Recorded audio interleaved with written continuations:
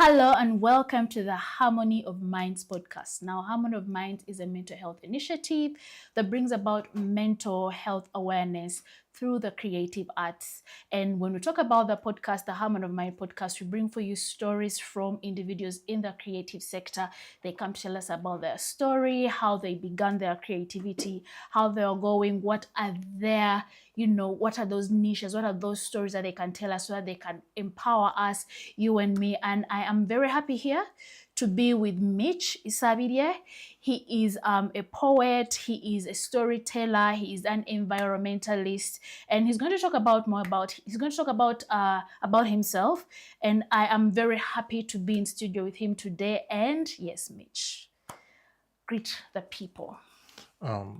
This is an English show. Yeah. Damn. Damn. We can do Luganda and English, really. But good evening, ladies and gentlemen. My name is Mitch Isabirie. I'm a human being. It's weird. The fact that you need to tick squares that have bridges to verify that you're human. Life is like, see how low we've gotten. I'm not but a yeah. robot. Yeah, I'm not a robot, but I'm human. I'm a positive person. I try to live life. I'm a son. I'm a lover. Not a husband? I'm so many things. I'm a lover. Yeah. Wow, interesting, Mitch. So tell us a little bit more about yourself and especially your creativity as a poet. Where did it all begin? Given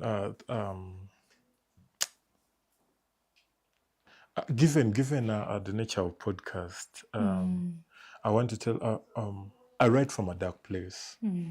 Like I write from a dark place. My inspiration is actually dark. Every time I'm stuck somewhere, I write to snap out of it. Yeah. So while my inspiration is dark, I write positivity. I write light. Into the dark. Yeah, because some of the thoughts are heavy to me as a person, but I break them down so that people can take them on lightly. But I'm a writer of life. I feel like people are living life and I'm just a witness. And I've been doing it for a long time, but professionally, I think 2018, 2019. So yeah, that's when I started writing. When did you first know that it is poetry that I would love to express the kind of like heaviness in the darkness that you felt? Because someone... No, but the inspiration. The first time I got to it wasn't dark. I'm an environmentalist actually, not advocate, because I paid so much money to study. I have a background in environmental science. Wow. So one day we are attending this climate change boot camp, and two gentlemen come through. The story people, and they're doing this amazing stuff about poetry and environment. Actually, for me, during that boot camp, it's one of those things that stood out for me. So that was like my spark for me. I started interesting myself with the art. But for me, just to know about poetry, it exists and everything, I think that is like 2017. 2017. So meaning the environmental aspect of you ignited the poetry. Not the heaviness. No.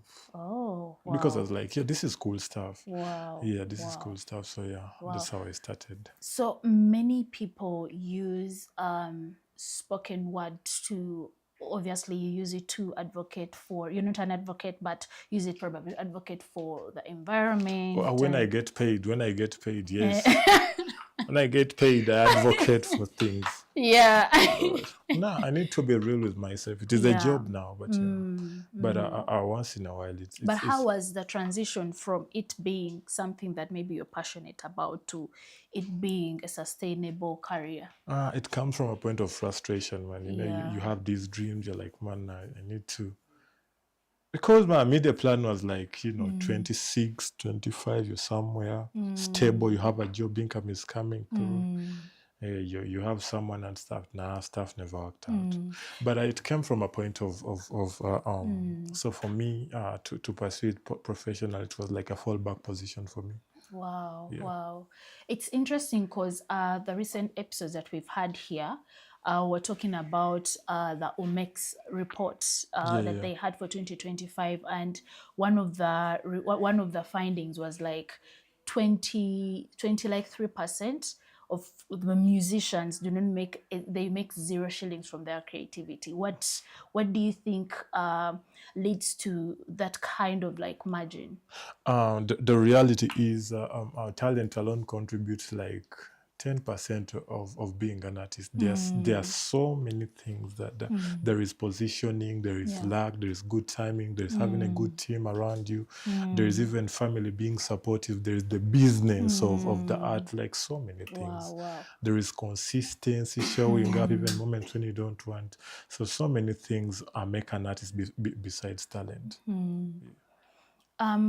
With the, because you've talked about you talked about you being breathing, Yeah. and for me as a person who has had a lived experience with mental health, have you found like people who are in the creative sector who say the same statements, and what comes to mind when you hear that statement? The reality is, let me be specific about poetry or spoken word Yeah. as a genre. It's one of those art forms that are not paying more, but art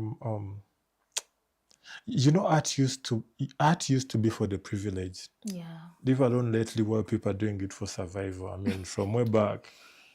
No, your family had to have enough money for you to go and be a poet laureate Yeah. for a kingdom or a nation, or be a visual artist or what. But no, because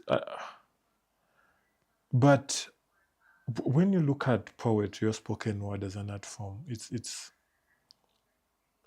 one of those art forms that are healing when you focus it on for other reasons. Yeah. Because it's community, it's people, it allows you to express yourself, and I feel like the more you express yourself, it's like a burden, because I feel like as an artist, every time you perform or do something, you leave part of you on stage. True. So if you're sharing this burden, I feel like you leave some of it on stage where you express yourself. So it is healing, but when you focus on it for the money, it is depressing actually. So yeah. Wow, interesting. So it is Very a double-edged interesting. sword. Very interesting. So I have seen your work all over TikTok and Instagram. Yeah. It has sort of like become an anthem for, maybe, like, I remember you talked about how the youth are faring, Yeah. of how the Christmas issue of mothers delaying to prepare food. Yeah. You getting that traction, has it brought any negative sort of like attention to you that you deal with, or No, and if you do, how do you deal with it? I think I'm good. One time I keep reminding myself, I'm like, you've managed to write all these things because you live life. The moment it takes that element away from you, then you just need to stop doing it. So I keep reminding myself, I mean, live life. I tell myself inside my head, I'm like, the person on stage and the person living life are totally different. So yeah. Wow, that's a good So way it's to one put of the it out things I there. keep telling myself: stay humble. You have to live life so that you can write. Yeah. So if I stop living life now, what will I be writing about? Because I write about the most subtle and basic things of about life. Yeah. I feel I write about things people see but don't notice. So it's one of those things I write and people take a pause, because life is happening so fast. So sometimes it's I just write so that someone can take a pause in life, And reflect and you start about, noticing the things. You're yes. like, actually, life is beautiful. There are so many small things we can look. Yeah. Wow, wow, interesting. You've talked about living life, and at the moment in how we live nowadays, like, it's really tough. Like, Yeah. in our generation, I believe, and I think most people that I meet can affirm to that it's becoming tough. The job insecurity, financial insecurity, and now currently we are speaking about wars and all those other things. and also the information overload. We know too much. Do we Sometimes know it's too much? unnecessary. No, we don't We don't know too know. much. We know Nah, unnecessarily. people, I feel like with access to information, we might be the dumbest group of people out there, man. It's too. Yeah. We can easily access information, but we don't. People are not informed, man. With all these things, I don't feel like we know too much, man. You think we know? Okay, I would I love just to feel say like maybe we know unnecessary information. we got comfortable with not knowing. That's all I can say, man. Yeah. Okay. So do you think that unknowing really creates a mental health issue with Ugandans, especially in the creative industry or in the poetry I industry? feel like the issue of mental illness, to tackle this thing, we need to, because I'm going to ask you the thing. Yeah. What is your tribe? What is your tribe? I'm a Mutoro. You're Mtoro. What is depression in Rutoro? Depression. Okura kubi. No, that's so cool. Are you sure that is depression? No. No, it's obviously because language is culture, right? So yeah. So I'm driving towards something. Yes. I feel like you know, what is it? Is it a spaceship or like a spaceship or they launch a what? Are those like a rocket or something like that. You know, we have a name for it, Echizongirizi. Then an alien we're like Echimenke. Why don't we have a name for depression? So while we're looking at a top level, most of the things are culturally deep-rooted. How do we approach the things? Because the fact that we've not acknowledged it culturally or at that lower level, then we are not doing anything here. Because I think the way we operate as people, we can name anything. Why have we not found a name for depression? Interesting. Because if it's there, I don't know it. Because I know people are even. I listen to radio. People even have local names for MBs, internet, all the things, and the things are near and that. So why isn't it there? You know. So until we acknowledge it from a cultural perspective, then we shall. I'm not saying we are not making a good job or progress to shed light that the fact that it's happening, but I think the groundbreaking thing would happen if we acknowledge it from a cultural perspective. Wow. You go to Acholi, we're like, yeah, Acholi, hey, depression is this. In Uganda, depression is this, depression is this. This is something I usually say. You know what the Katikiro has done, the Katikiro of Uganda? He will just wake up one day and is like, don't play this artist anywhere, and they won't play it. Imagine the power he has if he woke up and all the cultural leaders, the religious leaders, and they're like, this is depression, this is the new name. How do we think about it? Wow. Wow. I think you've talked about something so valid, and it's even something that I hit on, like language. Yeah. I think we are lacking the right language for many times in medicine and also in mental health. Yeah. Well, and this goes out to cultural practitioners, and because we have to work as unison. But I think it also comes.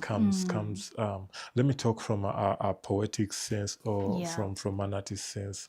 I feel like it goes out to we've I hope this segment or this podcast can go as far as wide. Yeah. We've come up with the word gomite, man.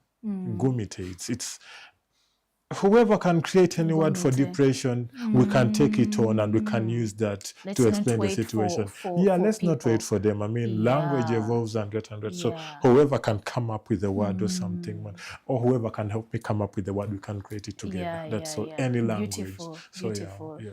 Wow, I'm loving the discussion that we are having. Are we on X right now? Because we need this. So if we are to talk about poetry, you've talked about like things that many youth struggle with. Yeah. How do you think poetry is therapy to some, because for me, there is the one that you talked about, how the youth struggle. You wake up in the morning, you don't know where to get the money for the next day and everything. So for me, it spoke to me, listening to it, it spoke to me as an individual. But then how do you think it is therapy for maybe the next person who could listen to your poetry? This is, you know how people say Ugandans, we joke a lot even in serious situations. To me, I think it's a coping mechanism. We are not unserious, but that is how we cope with life. Yeah. So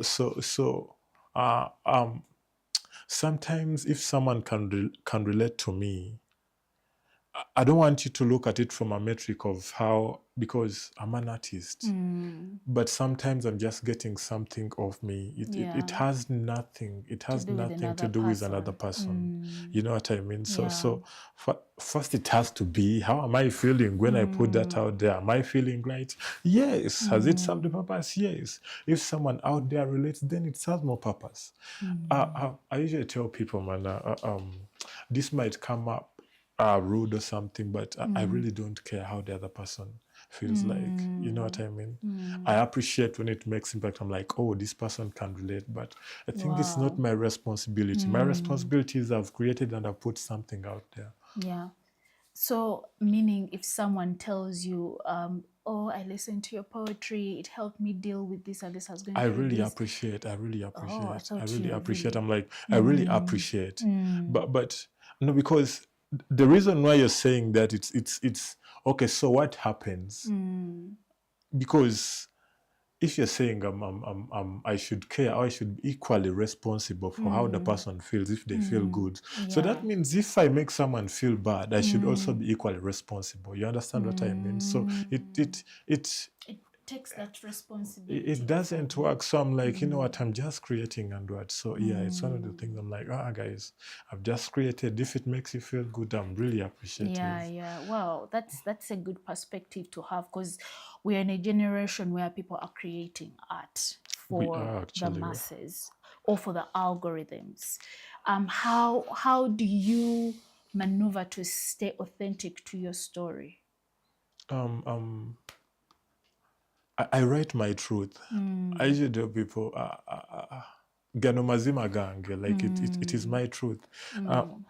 I was having a conversation with someone and they're like, yeah, I listen to South African poets. They talk about apartheid, racism and did things. And I'm like, that's not us, chances might be high. None of my ancestors was taken as a slave. Do I sympathize? Do I have apathy towards them? I do. Do I have empathy? I do. I feel for them. But it is not my story. You know what I mean? But this is my story. There are some things I'm like, yes, that is my story. They're like, I struggle with sleep. That is my story. Unemployment, that is my story. So I just feel like everyone has a story to tell, and there are so many ears for everyone. So yeah, just be who you are. Yeah. Okay. Why Luganda poetry? Like I said, man, it comes back to, you know, sometimes people tell me, why don't you translate these pieces to English? Because I'm like, because even the way we're thinking about them, it wasn't in English. I have a piece about Kampala, and I'm like, akatebiku biyenje bundonko kwenye munyera sembera wano. Whoever has been around Kampala can resonate with the sound, but the moment I translate it, it is a totally different thing. You know what I mean? So while I write for myself, I also write for the people. I'm like, it's the people want to listen, but what do the people want to listen to? So while I write my truth. Sometimes my truth is in Luganda. You know what I mean? Wow. But I do write in English because when I'm performing outside of the country, I'm performing in English. And that's why, When you perform outside the country, do you get stories from the spaces that you're going to? Do you observe? No, it is a Ugandan story. You tell the Ugandan story. I'm there as a Ugandan. Oh, wow. Interesting. While some things can cut across globally because it's a global thing. Some things about identity, belonging, and what. But there's some things that it's the Ugandan story. I'm like an ambassador. I've taken, so yeah. While I try as much as possible, because I try to even explain the context before some lines to the people, so that they can try to appreciate the position I'm coming from. And yeah. Oh, wow, interesting. You have been in the industry since 2018, right? How, Have I 2018? No, I yes, just said 2018 has just introduced. you just But I think to be introduced deliberate, I should say 2022, to be deliberate, I'm 2022. like, you know what, this is what I'm going to do here. Yeah. 2022. Yeah. So from that time, what has been the evolution? Have you seen, like, has there been growth in the poetry space? I don't know what metric we should use for growth, the numbers, people attending, the shows or what. People attending, but also I think mainly the reception of poetry. Like, how are people perceiving? Are they seeing it as a hobby, or are they seeing it as someone that is actually putting out a brand out there?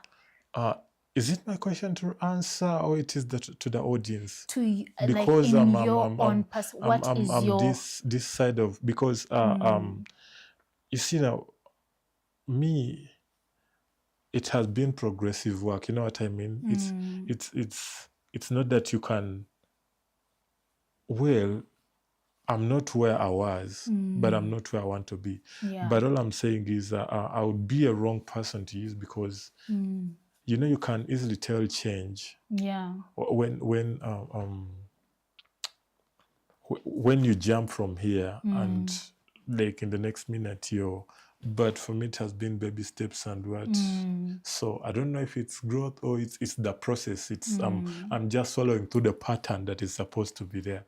Oh, wow. Because the reason as to why I'm asking is because you're in the industry and you have, if it's like 2020, those are like 5 years, 4 years, Yeah. whereby you're looking at, like, when I was beginning, people used to take poetry seriously. You had to really fully introduce yourself so much, and now you're in spaces whereby when they mention, poetry, they speak, their names that are spoken, Kagai, Mitch, Isabidie, and all these other poets. So what is your feel or your observation? All I can say, I'm grateful and graceful. Like, yeah, I'm optimistic. There are so many opportunities that can come through, and what I've seen. I've seen many kids come through. I've seen many leave and not working it. So for me, there is this attachment that I can. The POV I use, because when you talk about statistically, if only 2 people have made it and 20 people just fell out of the spaces, I mean, is that really growth? You know what I mean? So yeah, the turnover, people keep coming and going. So I don't know the metric, but all I'm saying is there is hope, opportunities, and I'm grateful and I'm graceful. So Yeah. What future do you see when you sit down and you're like, if, like how you've been saying, like, where I am is not where I want to be. So which future do you see as the Ugandan poetry space or industry? Which future do you envision, maybe as you're going to sleep or as you're planning? the transition is, how do we transit from just being a poetry scene to being a fully fledged poetry industry? How do people become how does it become sustainable? Like, someone just wakes up one day, how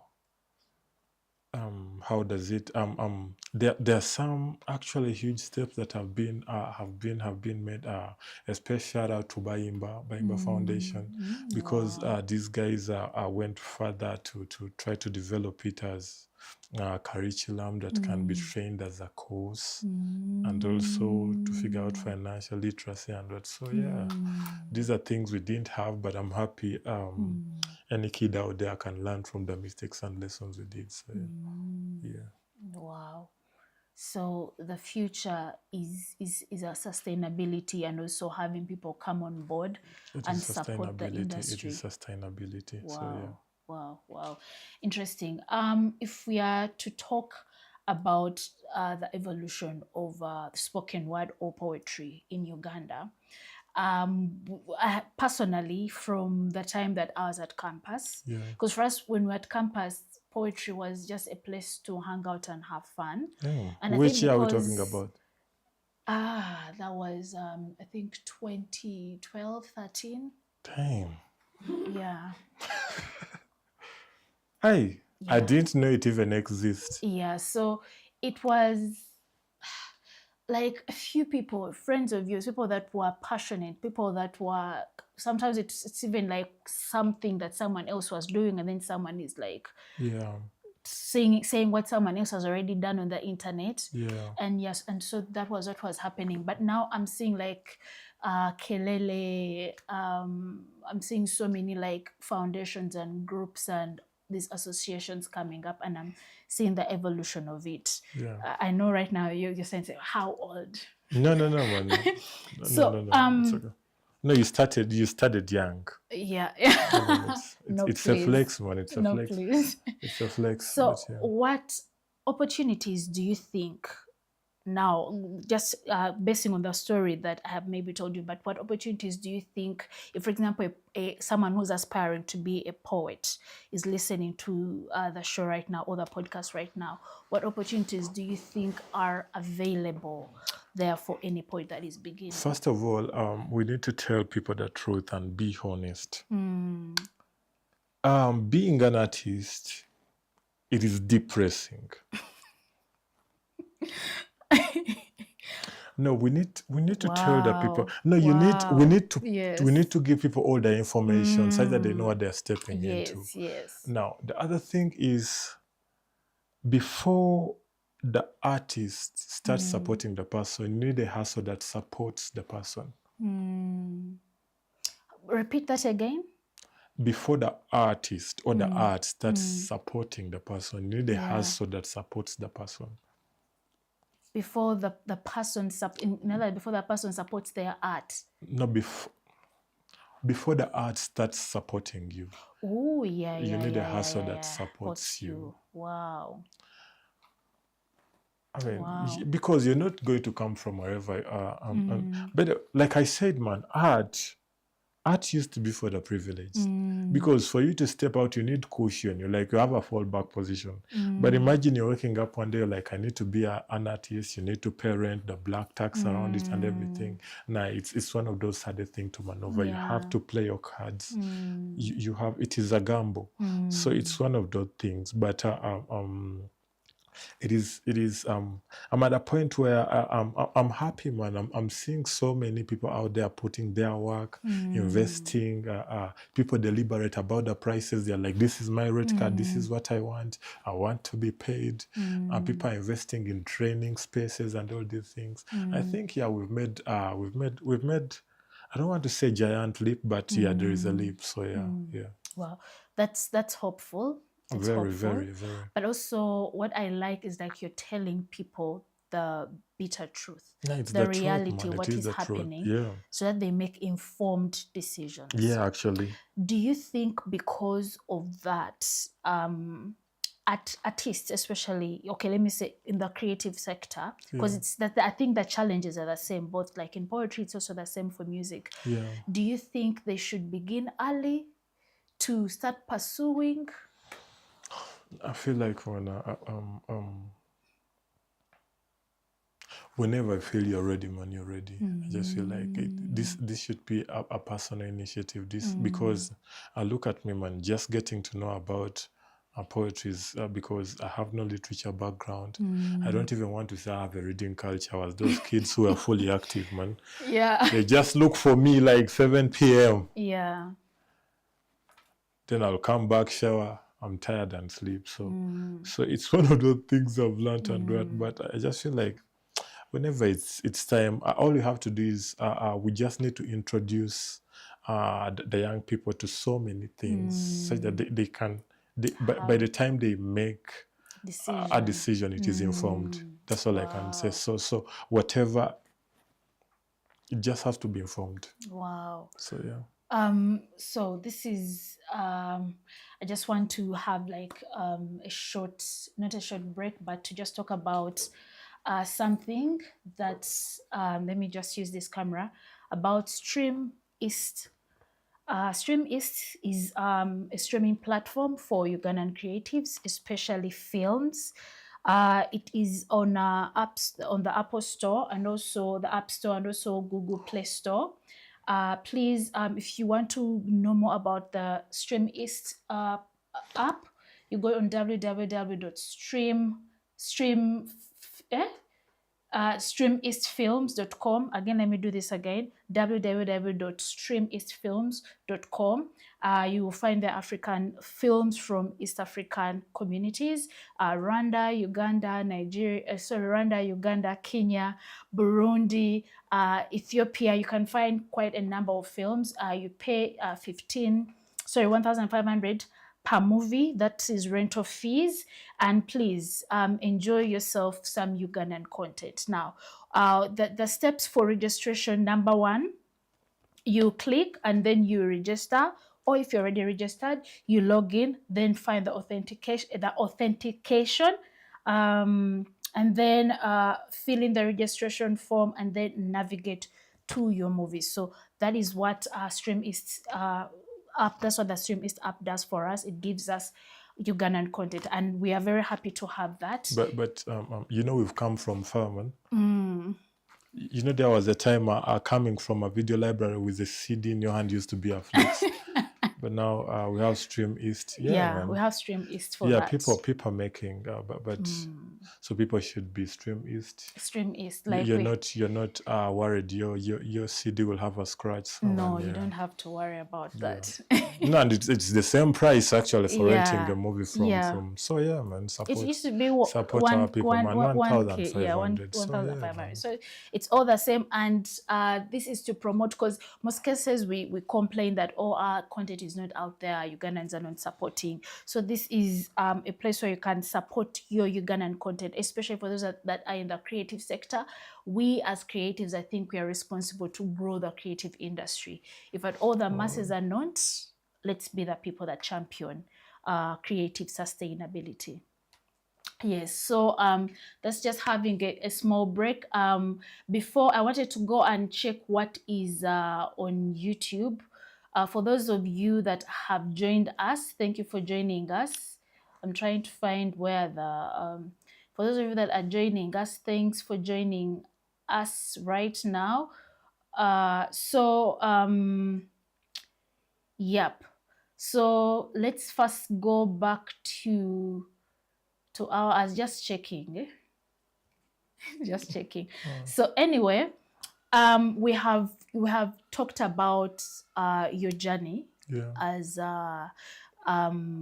poetry, because I remember when I read your it talks about coming from Kosovo. Kasokoso, man. Kasokoso, sorry. Kasokoso, yes. Yes, Kasokoso. Where is Kasokoso? Stock City, man. Stock City. Where is it? The name is familiar. You can access it. It neighbors Mutungo. It neighbors Chireka. So, okay. Chirinya. So it's somewhere in between there. Wow. So yeah. Interesting. I was thinking of it like being in the city, like in the middle of the city. Yeah, what do you mean? Is that village? But that side, it's like on the outskirts. Of what? Of the city. No, that's a city itself. What do you mean outskirts? Okay. Stock City. It is a city. Stock City. All right. Yeah. For me, I come from diaspora. Off the city. I come from off the city. So no, but it's up country starts from what? Nigeria, Chaliwa, Jala, what? But Kasokoso in the city, man. It's in the city. All right. So, what does success look like to you as an artist today? I feel like success has no metric, man. It's one of the things that are measured by stories. And sometimes it's people actually to Really? That's the people that No, because give it's the people, meter it's for people success. listening to the story, and sometimes, sometimes for someone to be success. Let me give you an example. Um, who is the richest man right now in Uganda? And it's Sudil. Okay, imagine Sudil's son. I feel like the more the story is sad, the more people attach success to you, because you cannot tell people you've never been in a taxi or what, and they're like, you're successful. I feel like so. But me, I've not struggled too much, so I don't want to come up with those sad stories and people have sympathy and whatnot. So let me just ask, for example, if you finish a Mitch manifest, yeah. doesn't that feel like success to you? Is it worth celebrating at the end of the day? To any artist who has produced shows or something, Yeah. part of you stays there, but you don't even know why you keep doing it. So is it I just feel like the success, we should say let me say it like this: the success of this podcast is the fact that it is happening. Yeah. We don't have to look at the numbers. That should be like further way, like the fact that it has happened, Yeah. it is a success. So I feel like, because it takes someone who is brave enough to do something. So for me, yeah, I feel like for me, as a creative success, doing something that is already a success. I'm glad you say that, because I was like, no, I've seen so many projects that you've done. I remember the one that you did, I think, during COVID, the silent poetry. Man, I think COVID, I didn't do anything. It was after COVID? Yeah, it was. It was still, I think it was. The first manifest was 2022, actually. Yeah, it was still during the COVID time. It was not locked down. Yeah. But it was still like just post-COVID. Yeah, but I think for me, 2022, so yeah. that was something that was so successful, I think, to your brand. Yeah, but for me, the success is the fact that I keep doing it, the fact that I've done it, the fact that even the artwork is out, even I feel like that should be success. Absolutely. Yeah, that should count as success. That's so beautiful to hear. Then what advice would you give to a young creative growing up in like, who has grown up like in Kosovo and feels why like do their you keep voice, saying Kosovo? Sorry, man? Kosovo. What do you keep? Okay, like I've ever worked in Kosovo, so that's why it's like familiar. Okay, Kosovo, and feels like their voice doesn't matter. I feel like, man, your story is valid. Just own your story. That's so, man. There are so many ears for all of us. Interesting. That's a very powerful. There are so many ears for all of us. It's like the sky is big enough for all the stars. Man, as long as everyone can listen. I mean, yeah. So that's the word you're giving to someone that is voiceless. Do you have pointers that you can give to a dreamer out there who feels like their dream is too big for them to accomplish? First thing first, man, wake up and stop dreaming. The other thing is Jesus, bitch. Okay. I usually tell people you need a baseline to measure how far you've come. Yes. So I mean, start. However bad you've started, that is the baseline you'll use to measure your growth or development. So just start, man. Just start. Wow, that's powerful. Just start. Yeah. What is one conversation about mental health that artists in Uganda need to start having more openly?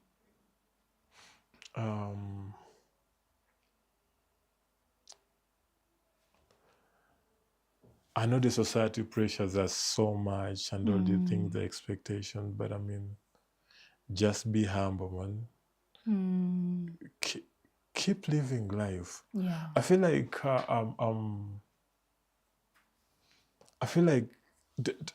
there is a way people see you as a different person, but they forget, I mean, you're normal, you have emotions, you get hurt, you do all these things. I feel like you should first treat yourself that. I mean, it is okay to be vulnerable. It is okay to be sad. It is okay to be broke. It is okay to, and the other thing, man, I know fake it until you make it, but man, sometimes you need to live within your means. Now, some of the Yeah. things affecting our artists is the expectations the society is putting on them, and also keep yourself grounded, or keep around people that will help you keep grounded, and they remind you where you started. They remind you like this is just a small step forward, and Yeah. they remind you things happen and what. So yeah. Oh, wow. Community, man, just be part of a community as well. So yeah, because sometimes you need people that understand what you're going through. So yeah. Oh, that's actually powerful. You need to be with people that understand what you're going through. Yeah. Wow. I think that has spoken to me. So let's talk about if your poetry could change one thing in the society, what would it be? Nothing. Nothing. Okay.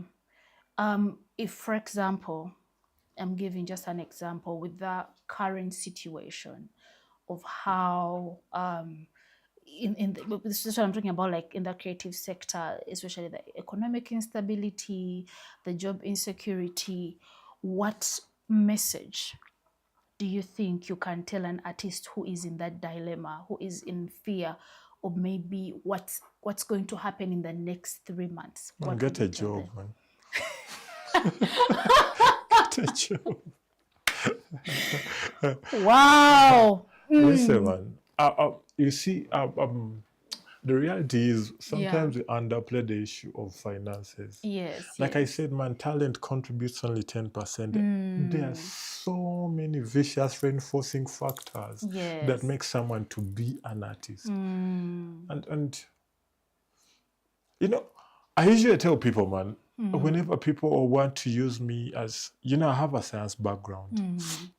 Whenever people want to use me as an example, I'm like, actually, statistically, I'm an outlier. I'm not even significant. You cannot use me to justify anything. You know what I mean? Yeah. You cannot use me to justify anything. But yes, I try to inspire people and what.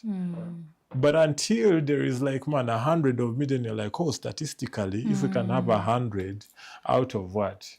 Out of 1,000, that is 10%. It's still low, but you know what I mean. But okay, we say, It's okay, much more 100. better, yeah. So yeah, it's something like that. Oh, so I understand what you're trying to say, like you need, like there is no celebration right now because the statistics are not giving the hope that you have. No. All I'm saying is the hope should be more statistical.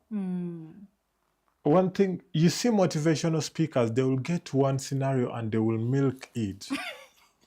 But this is one occurrence in over like a million occurrences. Like, how does that even? No, it doesn't work like that. So I feel like we need to be more real when approaching these things. I'm not saying your dream is valid. You have to do what you have to do and everything, but get a job. Finances, man. Like you need a hustle that supports the artist, but it will depress you, man. It will. I love Because if you're being a full-time artist, you just have to make sure every day you leave the house, you're getting paid, man. Like anyone else. Every day you're doing anything artistically, you're getting paid. That is one way. But yeah, we need to be real when we are telling people what's up. And I love that about this conversation. It's the rawness and the realness. You're not giving people hope, you're not giving people false hope. You're actually telling them what is out there. Like, yes, follow your creativity, because when you do your creativity and your expression, you feel better about yourself. It will work out. But the finances... Yeah, there are some other things. Because let me tell you, if you have a hustle that is supporting you, you have leverage. You won't even take some shady deals because, you know what I mean? Because absolutely. let me tell you, this is a statement I say that if if you go to a negotiation table when you're hungry, Mm. even when I give you popcorns, you'll have them. Mm. You know what I mean? Wow. Yeah. But if you go like you're You're done eating full, and okay. everything, I mean, no one is giving you popcorns or even a plate of food. You're like, guy, I can have this. So yeah, it's some of the things in it. Wow. So meaning, as those that are in the creative industry, they have to first get a financial sort of like plan before they fully say I'm a full-time artist. By the time you decide to go all out there, just make sure it works out. Yeah. And I feel like if you put in effort, eventually it works out, but it doesn't work out from the start. So what are you going to be doing when it's not working out in the meantime? Yeah. Wow, that's interesting.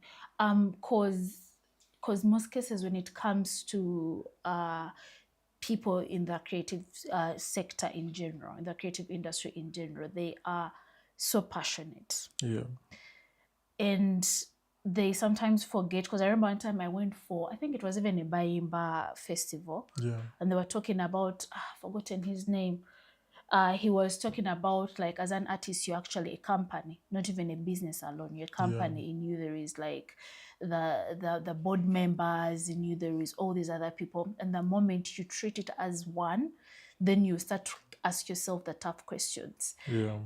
But do you think poetry is receptive in the corporate spaces? Because actually, yeah, they can pay, man. They can pay.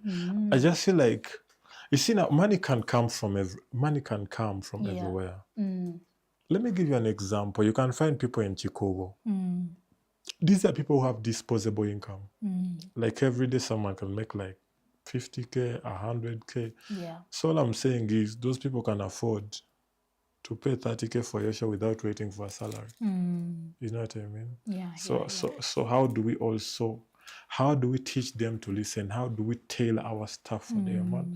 Everyone has money, but they So just need that's the story I want to hear. They just need to people just need to identify with the artist, and they're like, because I can give you an example. Most of the shows that have sold out, anyway, everyone has their niche. I mean, you can I'm like, you know what, I'm at Serena, my tickets are 150K. Yeah.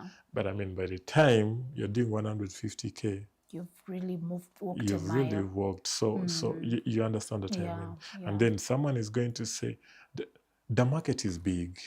The products are many. Everyone can sell. Then you can say, like, you know what? Me, my show is at Cricket over 20K. And the other guy is like, I'll ride from morning. By midday, I have money for the ticket. I come and watch the show. And I have my border take me back. You understand all those dynamics and that.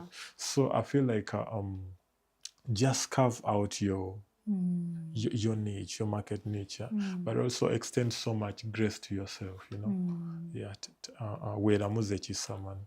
So as an artist, why are you saying so much like grace. Artists are so hard on themselves? Yeah, don't be hard on yourself.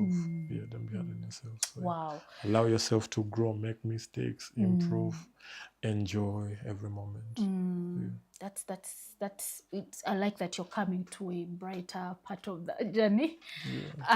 So we're going to a phase. It's called rapid fire. So how rapid is it? Yeah, it is like I ask a question and then you answer immediately. No thinking, no what, no wrong answers, no correct answers. You just answer, right? It's just like a fun way to just answer, questions. Okay, one word that describes poetry to you? Grace. Okay, grace. So when I say, which word am I going to say to mean that time is ticking? Nkokonyi, when you hear nkokonyi, it means time is running out. All right. What? Nkokonyi. And I was saying nkokonyi kiminyi munyera and all those things. Okay. The first poem that made you fall in love with spoken word. Oh, this poem, Original Mutabaruka. From the environmental bootcamp, right? No, okay. Jamaica. No, the other pieces introduced me to poetry, but falling in love. This poem, Original Mutabaruka. He's a legend, man. Wow. Yeah. I need to check him from out. Jamaica. He's a legend. Jamaica. All right. The Ugandan artist who inspires you the most? I mean, every Ugandan artist. Every Ugandan artist. All right. A place in Kampala where creativity feels alive. National Theatre. National Theatre. All right. One emotion that fuels your best writing. Brokenness. Oh my goodness. Not a heartbreak. No, brokenness.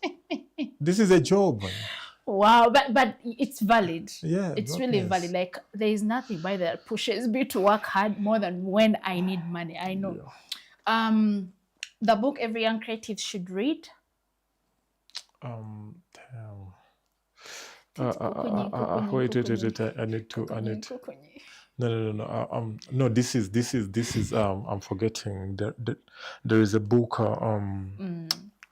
It's about marketing, and oh man, Kaga introduced me to the book, but I'm forgetting it. But I hope I can remember it and I share with it, because this is information. We'll keep moving. But it's about marketing. Okay, can you just tell us about some of the things that you know about the book, about the marketing that you learned? Maybe a creative out there would love to know. People buy the brand. No, people buy the artist and not the art. People pay the brand and not the artist. So yeah. Wow. I'll think about that later. Poetry or music, which influences you more? And poetry. It is the oldest form of art to ever exist. Most people say it's music. What do you say poetry? People spoke before they would sing. Yeah. If you're to talk about it like that. And from African perspective, we spoke before we would write. So, before writing came into play. I mean, we live for poetry. But no, I think it was music. Why am I arguing? I think it was music, especially for African, because poetry, I think, involves writing. Am I correct? No. Should I be ashamed? I mean, it has, when we say spoken word poetry, it is spoken word poetry. Okay. So our people, oral literature is the oldest form. Our people had conversations. We had storytelling around the fireplace. So we spoke before we could even sing. Clap on that. Okay. So I'm only clapping. Okay. One stage performance. Oh, no. Hold on. One thing people misunderstand about spoken word. They think it's for the elite only, but it's for everyone. We've had it around here for so long. Okay. It's like our forefathers have had it. Anyone who can listen, anyone who can comprehend, anyone who has ears. If it speaks to you. Yeah. Stage performance or writing in solitude? I don't know at this point. You don't know? No, I don't know. Okay, let me repeat it again. Yeah. Stage performance or writing in solitude? No, I'm saying I don't know. Okay, if poetry disappeared tomorrow, what art form would you pursue? I would look for poetry. You would look for it until you find it? Yeah, I would look for poetry. Wow. So I would become an explorer. For poetry? Yeah, I would explore to find it. That's interesting. So kindly tell, a poet out there, any information or any advice that you think that they would... Right. Keep writing, right. Right.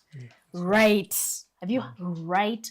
But also work, get a job. Like how who's that guy? Peng. Wandika. So Wandika. Right. Wandika. Right. Yeah, just try it, man. Just try right. it. Yeah, wow.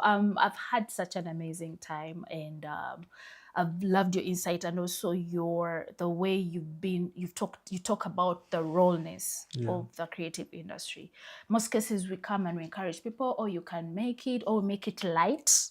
Yeah. We put some positive spin on it, but creatives out there, especially those that are already in the industry. This is a conversation about mental health. I don't want to be the reason why I make more people depressed.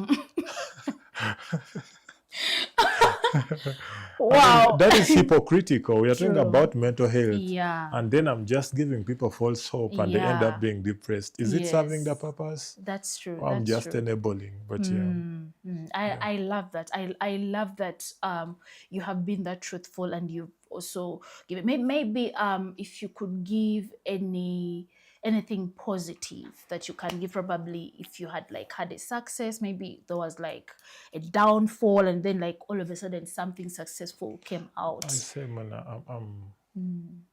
I write from a dark place, so me writing pulls me out of that dark place. Wow. That's what I can say. So yeah.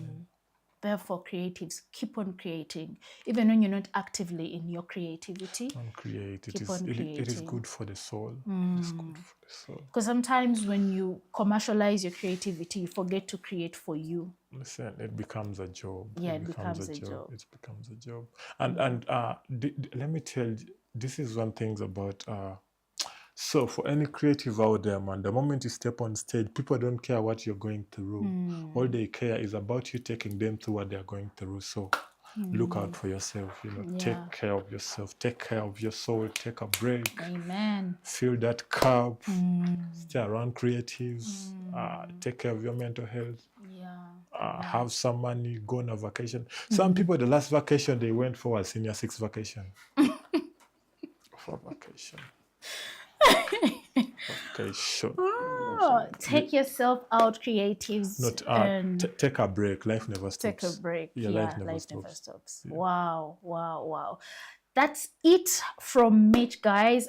For me, I have learned a lot, and I hope you've learned a lot as well. So until we meet again on Wednesday, I would love to still say goodbye. And Mitch, please say goodbye to the people. Guys, if you see me around Kampala, you give me a hug, and you also squeeze like a 20K in my hand. But yeah, it has been amazing. I'm really grateful. Some of these conversations, the uncomfortable topics, these are things we need. But also, like I said, whoever out there that can come up with a local name for depression, mental health, or anything, I mean, I'm down for that to help create. We shall push it. Yeah. Give us the hashtag. We shall hashtag it. Yeah, we better, man. Okay, until we meet on Wednesday next week, goodbye.